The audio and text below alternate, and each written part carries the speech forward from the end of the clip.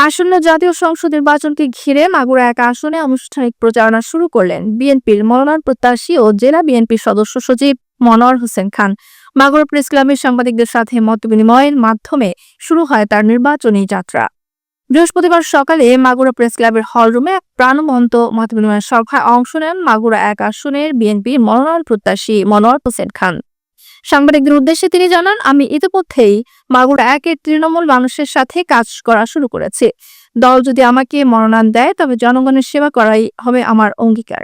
2018 সালে কারাবন্দী অবস্থায়ও মনোনয়ন পেয়ে নির্বাচন করা এই নেতা বলেন, আমি বেকারত্ব, স্বাস্থ্য ও শিক্ষা খাতের টেকসই উন্নয়ন নিশ্চিত করতে চাই। মাগুরার স্বাস্থ্য খাতের ভঙ্গুর অবস্থা বদলানোর এখন সময়ের দাবি। মনোয়ার হোসেন খান আরো বলেন, একটি জেলাকে এগিয়ে নিতে হলে স্বাস্থ্য, শিক্ষা আর বেসিক শিল্পনগরের উন্নয়ন অপরিহার্য। আমি নির্বাচিত হলে এই খাতগুলোয় বিশেষ গুরুত্ব দেব। সাংবাদিকদের উদ্দেশ্যে তিনি বলেন, সাংবাদিকরাই সমাজের দর্পণ। আগামী দিনে আমি আপনাদের পাশে নিয়ে জেলার উন্নয়নে একসাথে কাজ করব।